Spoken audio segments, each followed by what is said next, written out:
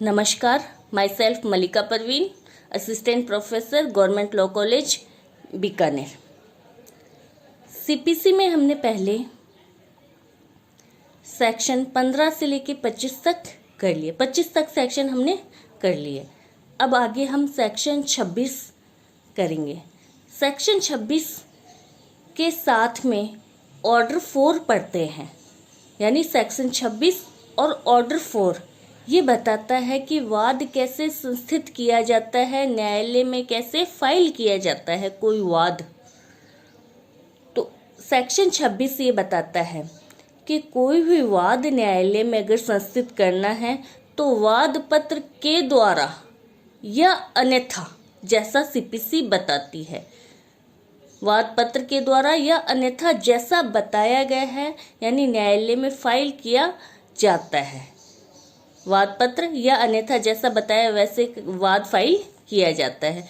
वाद पत्र के साथ में इसका सब क्लोज 2, सेक्शन 26 का सब क्लोज 2 ये बताता है कि वाद पत्र का हर तथ्य शपथ पत्र द्वारा सत्यापित किया जाएगा कि यानी वाद पत्र में वादी ने जो बातें कही है, जो फैक्ट बताए हैं, वो सही है उसके ज्ञान के अनुसार।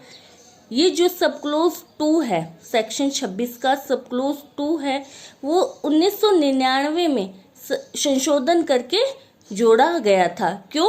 कि वादों में वाद के तथ्यों में एकरूपता लाने के लिए ये जोड़ा गया था। 1999 से पहले सिर्फ एक क्लोज था सेक्शन 26 में, लेकिन 1999 के बाद में 1999 में ये दूसरा क्लोज जोड़ा गया कि वाद पत्र के हर तथ्य शपथ पत्र द्वारा सत्यापित किया जाएगा। अब इसके साथ में ऑर्डर 4 पढ़ते हैं। ऑर्डर 4 में ये बताया है कि वाद संस्थित किया कैसे जाएगा। पहले और सेक्शन 26 में बताया वाद पत्र द्वारा या अन्यथा जैसा बताया जाए या विहित किया जाए। अब वाद पत्र किसको फाइल किया जाएगा? हर वाद पत्र न्यायालय या न्यायालय द्वारा ऑथराइज्ड कोई अधिकारी, सक्षम प्राधिकारी या अधिकारी, सक्षम प्राधिकारी को फाइल किया जाएगा, पेश करके वाद फाइल किया जाता है। वाद पत्र हमेशा 2 कॉपी में फाइल करना चाहिए, यानी ऑर्डर 4 रूल 1 का पहला पॉइंट यही है कि वाद पत्र न्यायालय या न्यायालय द्वारा ऑथराइज्ड अधिकारी को वाद पत्र प्रस्तुत करके किया जाता है। वाद पत्र 2 कॉपी में फाइल किया जाएगा। ये 2 कॉपी 1999 द्वारा संशोधन करके जोड़ा गया है। ऑर्डर 4 रूल 1 का सेकंड पॉइंट ये कहता है कि वाद पत्र की विरचना किस प्रकार की जानी चाहिए, यानी एक वाद पत्र में आवश्यक चीजें क्या क्या होती है या उसको कैसे विरचित किया जाना चाहिए, इसके लिए ऑर्डर 6 और ऑर्डर 7 की पालना की गई होनी चाहिए। ऑर्डर 6 क्या बताता है? अभिवचन, यानी वाद पत्र और लिखित कथन के सामान्य नियमों की बातें अभिवचन होती हैं। वाद पत्र और लिखित कथन क्या अभिवचन होता है। ऑर्डर 6 में अभिवचन के सामान्य नियमों को बताया है और ऑर्डर 7 में वाद पत्र में क्या बातें होनी चाहिए, वाद पत्र की विषय वस्तु क्या होनी चाहिए, वो ऑर्डर 7 में बताया। तो ऑर्डर 4 रूल 1 का सब क्लोज 2 ये कहता है वाद पत्र की विरचना ऑर्डर 6 और ऑर्डर 7 के अकॉर्डिंग की जानी चाहिए।